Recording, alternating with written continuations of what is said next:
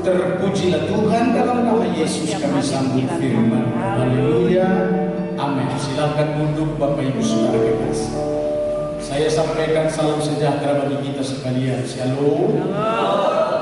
Saudara-saudara, hari ini adalah untuk mendengarkan firman tentang topik kebenaran dan kesempurnaan yang ada pada Kristus yang kita harus warisi. Sekali lagi, topik tema besar adalah kita akan mewarisi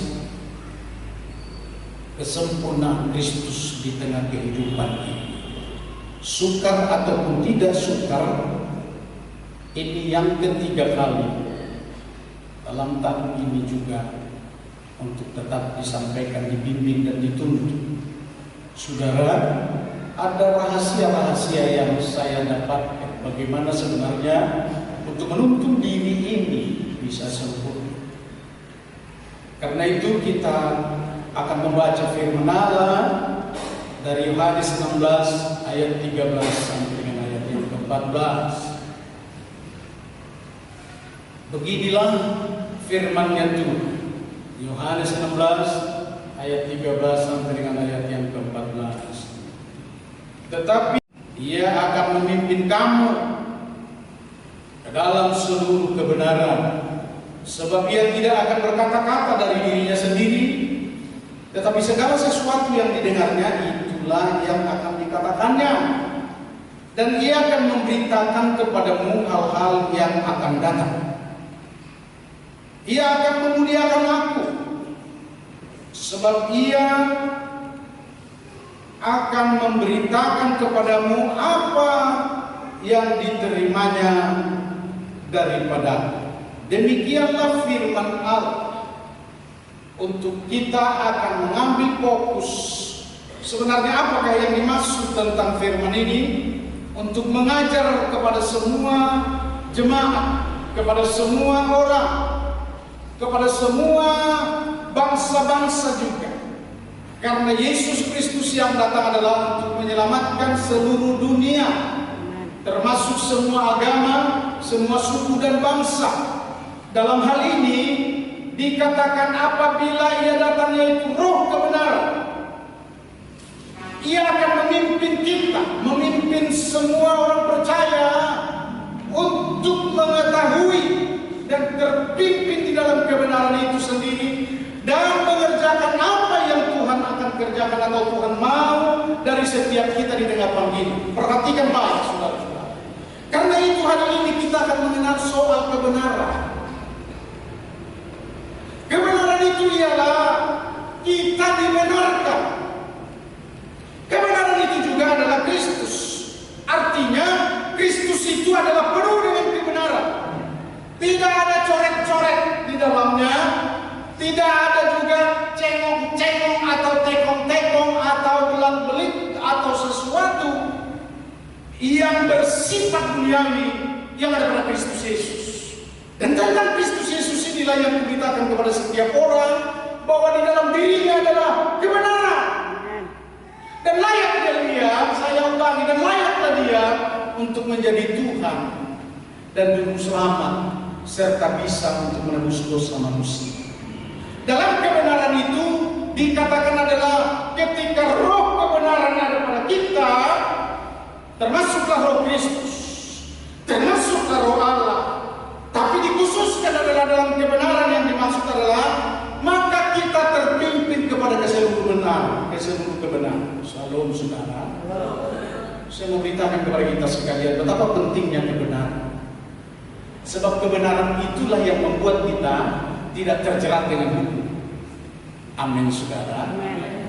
Kebenaran itulah yang membuat kita sehat. Dan kebenaran itulah yang membuat mata kita jernih melihat orang ke depan dan melihat dunia ini.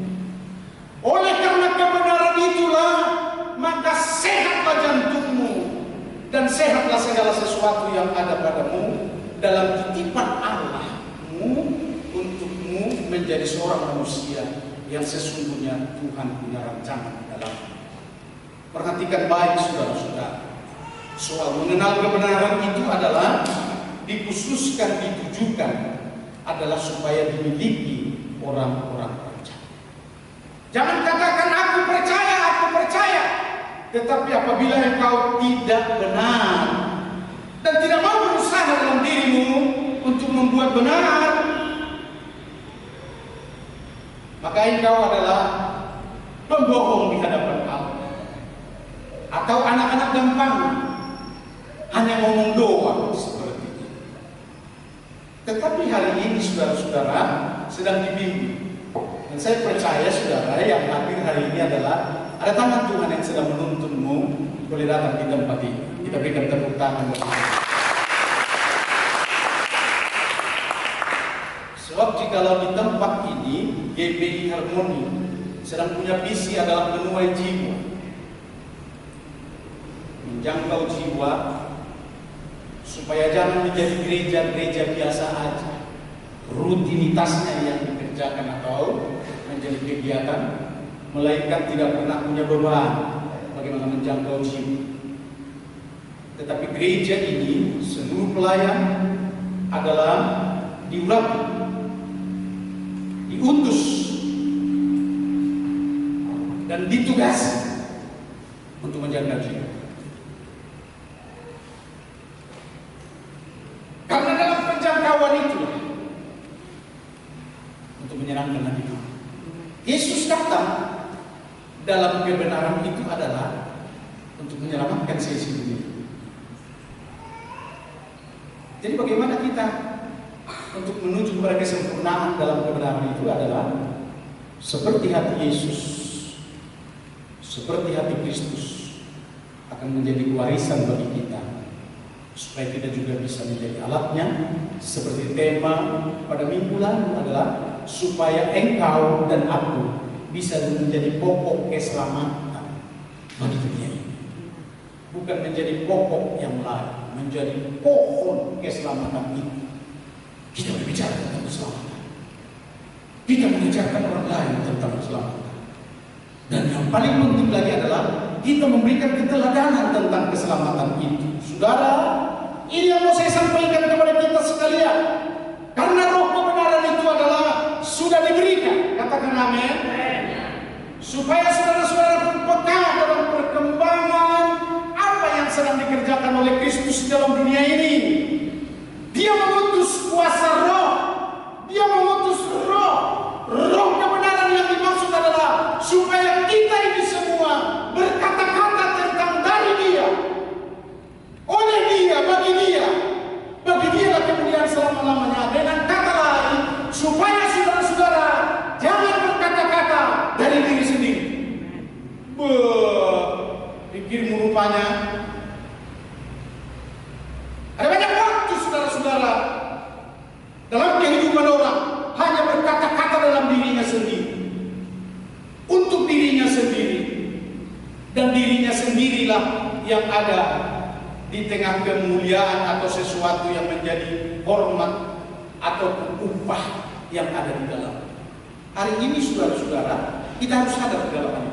Ada 3 hal yang saya akan sampaikan kepada saudara-saudara bagaimana kita sebenarnya untuk menjadi orang benar, berjalan dalam kebenaran, berbicara juga benar, dan mengabarkan atau mengabarkan tentang kebenaran. Amin saudara. Mari kita berikan tepuk tangan bagi Yesus. Adalah yang pertama, supaya saudara tahu,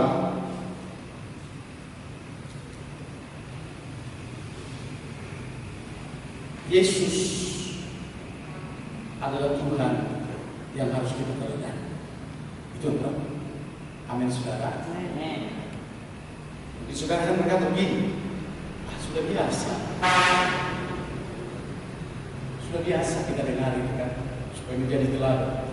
Mahasiswa juga sedang diajar adalah well-being, supaya menjadi teladan.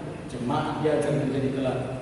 Tetapi ada yang baru untuk dilakukan hari ini adalah meneladani ketika Yesus ada di dalam pencobaan yang begitu besar. Mari kita akan buka firman Tuhan itu adalah dalam Lukas 4 ayat 1 sampai dengan ayat ke-4 dan ayat yang ke-8. Seperti inilah firman Tuhan. Supaya kita lihat keteladanan Yesus yang penuh dengan Roh Kudus. Yang baik, salam saudara. Kembali dari Sungai Yordan, lalu dibawa oleh Roh Kudus ke padang gurun. Di situ ia tinggal 40 hari lamanya dan dicobai iblis. Selama di situ ia tidak makan apa-apa. Dan sesudah waktu ia lapar, lalu berkatalah iblis kepadanya, "Jika engkau anak Allah, suruhlah batu ini menjadi roti." Jawab Yesus kepadanya, "Ada tertulis, manusia hidup bukan dari roti saja." Tetapi Yesus berkata kepadanya, "Ada tertulis, engkau harus menyembah Tuhan Allahmu, dan hanya kepada Dia sajalah engkau berbakti." Ayat yang ke-8. Setelah terjadi, saya ulangi, setelah terjadi ya. Saya harus katakan kepada kita sekalian bagaimana meneladani Yesus Kristus di tengah pencobaan yang begitu besar, di tengah pencobaan yang begitu bertemu langsung dengan iblis yang ganas perang, yang hampir sama saat-saat sekarang ini, saudara-saudara. Kita ini sekarang adalah berada di atas pencobaan COVID-19 ini, COVID-19 adalah yang sedang menghambat, menghalang, merusak segala sesuatu apa yang dibangun tahun-tahun lalu kepada tahun 2019 ini. Antara lain, dengarkan baik-baik saudara-saudara, hilangnya persaudaraan di tengah-tengah yang bersaudara sudah dikerjakan atau sudah nampak atau berdampak karena COVID. Sosial, hal apapun yang dihambat oleh COVID, pemerintah bilang adalah ibadah di rumah sudah dihambat. Saya yang harus katakan kepada dunia, beribadah karena di tempat rumah Tuhanlah Allah mengurapi, Allah menyembuhkan, Allah menguduskan, Allah memulihkan setiap kita yang ada di dalam rumah. Berikan tepuk tangan bagi kita. Dan ini contoh bagi kita. Yesus menghadapi semua, walaupun dia tiada lapar, 40 hari tidak makan dan minum. Saudara, 1 hari yang tidak makan sudah melepaskan piring, salahkan orang lain, dan mendikte juga siapa yang ada di dekat. Dengan kata lain, bukan lagi menjadi orang yang bisa menjadi teladan. Yesus bertemu dengan iblis. Iblis tahu dia bahwa 40 hari tidak makan. Yang ditawarkan pertama adalah, buatlah roti itu, buatlah dari batu ini. Katakanlah batu itu supaya menjadi roti, supaya engkau lapar, tidak lapar lagi. Seperti itu, saudara. Tapi kita mau lihat teladan apa yang sedang diajarkan kepada kita. Shalom, saudara. Dia adalah tetap berdiri, berjalan di atas firman, hingga dia cetuskan yang berkata adalah manusia hidup bukan dari roti saja. Shalom, saudara. Manusia hidup bukan karena makan dan minum saja. Kalau begitu dari mana? Saya mau beritahu kepada saudara-saudara, saya ajarkan kepada Universitas Labuan Batu bahwa dalam kehidupan kita ini sebenarnya 60-70% adalah hal rohani yang tidak membutuhkan soal makan dari daging atau makan dari soal roh. Makanannya apa? Kira-kira adalah firman, bersekutu dengan Tuhan. Dan ini bukti 40 hari Yesus tidak tertelungkup, tidak macet, dia terus jalan. Dia terus berkata-kata tentang firman pada setiap mereka yang sedang menghambat ataupun keadaan yang sedang menghalang dari setiap perjalanan. Ini yang mau kita pilih. Sampai iblis pun berkata-kata tentang apa yang dia tahu dalam kelicikan. Dia katakan begini, kalau engkau mau menyembah aku, kata iblis, maka berikan kepadamu segala sesuatu yang indah-indah ini yang ada di Yerusalem ini. Dengan baik, saudara-saudara, sebanyak sekarang yang harus kita akan beri teladan kepada dunia di sekeliling kita. Hanya karena pekerjaanku, dia mau tinggalkan Yesus. Dengarkan ini para wanita. Hanya karena si Ismail yang ganteng, kau tinggalkan Yesus.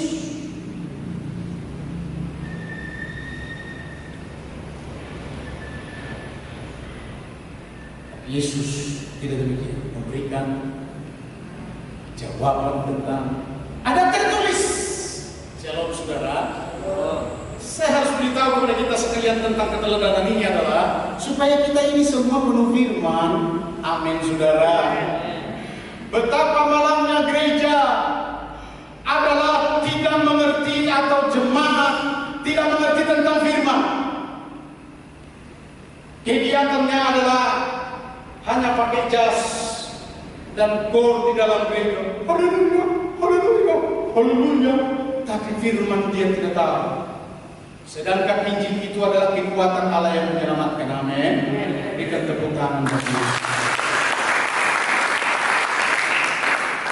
Kedua, saya harus cepat-cepat sampaikan kepada saudara-saudara dalam 3 hal yang saya petik apa yang sedang terjadi ini yang kita akan teladani. Yaitu yang kedua, ia akan memberitakan hal-hal yang akan datang pada pembacaan firman. Teks awal itu adalah bila roh kebenaran sudah ada padamu, maka engkau tidak berbicara lagi dari dirimu sendiri, tetapi berbicara tentang apa yang Allah katakan. Dan itu semuanya sama atau isinya adalah memberitakan hal-hal yang akan datang. Saya mau beritahu kepada kita sekalian tentang berita hal-hal yang akan datang. To the point hari ini saudara-saudara. Kira-kira apa hal-hal yang akan datang? Supaya kita jangan jenuh dalam bergereja. Supaya kita jangan jenuh untuk mengatakan sebagai orang percaya. Yang pertama, dan yang kedua ini adalah supaya kita turut bekerja bersama dengan Allah. Yaitu fokus Allah. Saya akan bacakan. Filipi 2 ayat 10 sampai dengan ayat yang ke-11 berkata begini, supaya ini saudara-saudara ada misi kita ke depan, ada tugas kita, dipanggil anak-anak mahasiswa ini, dipanggil jemaat Tuhan. Dengarkan baik-baik, bukan hanya untuk bersenang-senang sendiri, tetapi supaya, katakan amin, dalam nama Yesus Kristus bertekuk lutut segala yang ada di langit dan yang ada di atas bumi dan yang ada di bawah bumi, dan segala lidah mengaku Yesus Kristus adalah Tuhan bagi kemuliaan Allah Bapa. Amin saudara-saudara. Siap? Siap? Berikan tepuk tangan dulu. Dunia ini mau dikerjain, mau diusahain.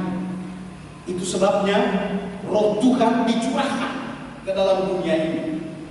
Roh Tuhan itu adalah sedang kita berbicara soal roh kebenaran ini. Yang benar bahwa kehidupan yang dari Tuhan yang diberikan kepada kita, supaya kita kembalikan kepada Dia dengan berbuat apa yang Dia mau. Amin saudara. Supaya Dia mau ini, supaya dunia ini dikatakan bertekuk lutut. Amin saudara-saudara. Banyak sekarang kan justru tidak berteguh lutut melawan kepada Allah. Dan ini tugas saudara-saudara. Amin. Bagaimana tugasnya? Kalau saudara menjadi orang benar, itu akan gampang. Karena saya harus beritahu kepada saudara-saudara, kebenaran inilah roh Tuhan yang diberi kepada kita. Untuk roh kebenaran inilah menuju kita kepada kesempurnaan Kristus. Kesempurnaan Kristus yang adalah bisa menyelamatkan seluruh dunia ini. Hanya dengan darahnya yang satu kali untuk ditumpahkan, dan setiap orang yang percaya tentang darah dan kematian Yesus Kristus itu diselamatkan. Dan hari ini saudara-saudara yang meneruskan itu tentang keselamatan itu. Bukan sekedar kalau saudara bisa menjadi dewasa, lalu kawin, lalu berjemaat, setelah berjemaat ya baik-baik saja. Bukan. Tetapi kau diberi tugas supaya semua orang yang ada di bawah kolong langit ini berteguh lutut. Itu sebabnya saudara-saudara hari ini aku utus. Selengkapnya bawalah Alkitab untuk saudara akan bersama dengan firman Tuhan menyelamatkan seisi dunia ini. Kemudian yang ketiga yang akan datang itu juga sekaligus adalah gereja harus masuk dalam penyembahan yang benar. Shalom saudara. Shalom. Ini kata firman Tuhan. Sekaligus apa yang menjadi tugas untuk kebenaran yang ada pada kita, membenarkan dunia, membenarkan gereja. Tugas membenarkan orang-orang yang melenceng. Yohanes 4 ayat 23 sampai dengan ayat yang ke-24. Tetapi saatnya akan datang dan sudah tiba sekarang, bahwa penyembah-penyembah benar akan menyembah Bapa dalam roh dan kebenaran. Sebab Bapa menghendaki penyembah-penyembah demikian. Allah itu roh, dan barang siapa menyembah Dia harus menyembahnya dalam roh dan kebenaran. Bisa ditampilkan mulai dari ayat yang ke-23. Mari kita sama-sama untuk membaca supaya firman ini melekat di dalam jantung saudara-saudara sekalian. 2, 3, ya. Tetapi saatnya akan datang dan sudah tiba sekarang, bahwa penyembah-penyembah benar akan menyembah Bapa dalam roh dan kebenaran. Sebab Bapa menghendaki penyembah-penyembah demikian. 24. Allah itu roh, dan barang siapa menyembah Dia harus menyembahnya dalam roh dan kebenaran. Masih banyak gereja yang tidak menyembah. Dan jika kita tahu itu kebenaran, harus menyembah, mari kita akan tuntut. Amin, saudara-saudara. Saya dibisiki Tuhan pada minggu ini, sebagai seorang gembala atau sebagai seorang percaya, dikatakan oleh Tuhan, jangan mendikte, melainkan menuntut. Ini saya dapat. Ia pula ya. Saudara-saudara, mendikte itu adalah menimbulkan persoalan dan pertikaian. Saya mau mengajar kita semua, jangan mendikte. Kalau saya akan katakan saudara-saudara bahwa masih banyak gereja yang tidak menyembah dalam roh dan kebenaran, saya tidak mendikte. Tapi ini kebenaran. Kalau begitu bagaimana mendikte? Mendikte itu adalah kalau saya temui seseorang, lalu saya katakan begini, kau kan belum tahu kebenaran, lalu kau sudah berada dalam kebenaran, bagaimana kamu mau benar? Gerejamu mau benar? Itu mendikte. Shalom saudara. Beda tipis.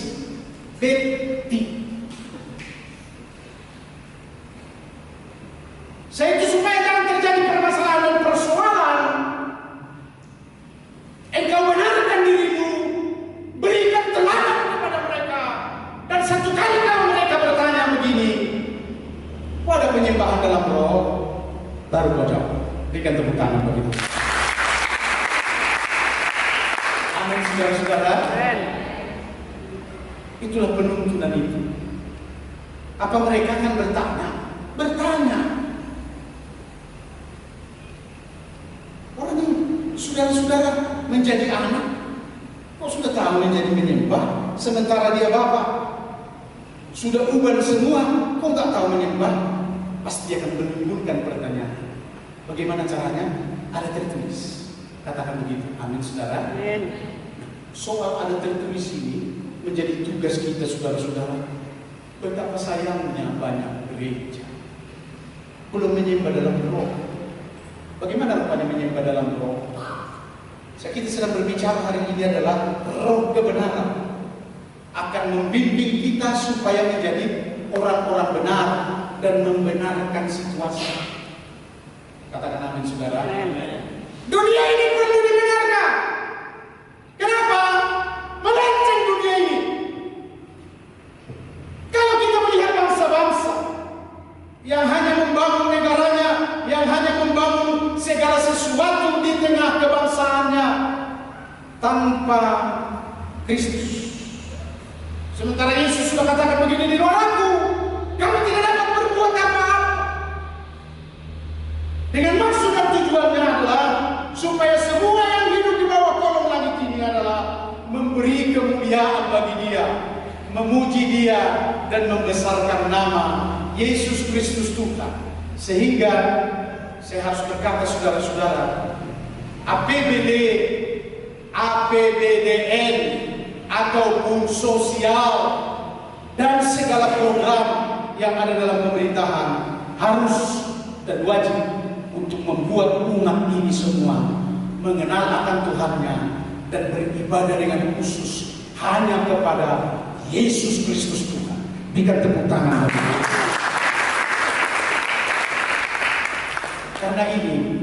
Karena itu saudara-saudara, aku akhiri khotbah adalah penyembahan yang benar itu dalam gereja yang harus kita ungkapkan dan beri teladan adalah mari kita menyembah dalam roh. Mari kita penuh dalam roh. Saudara, masih banyak orang berkata, bagaimana penuh dengan roh? Biar jawabannya keteladanan hari ini, kenapa yang kita lakukan akan saudara tangkap. Shalom, shalom, anak-anakku, anak rohaniku, shalom, jemaat Tuhan, shalom, jemaat didikan, pelayan-pelayan Tuhan, shalom. Dengar baik-baik adalah, mari kita akan memberikan teladan. Dimanapun saudara akan bersekutu 2-3 orang, nampakkanlah roh Tuhan yang ada. Amin. Dalam memuji dan menyembah, sekarang ini harus kita akan perlihatkan menyembah dalam roh dan kebenaran. Jika tidak, maka pujian dan penyembahan adalah di awam. Mari kita bangkit semua. Ya, roh Tuhan akan mengajar kita semuanya. Haleluya. Kita mengangkat pujian. Kau kusembah, sebab Engkaulah Tuhan yang kita akan sembah. Dan hari ini sudah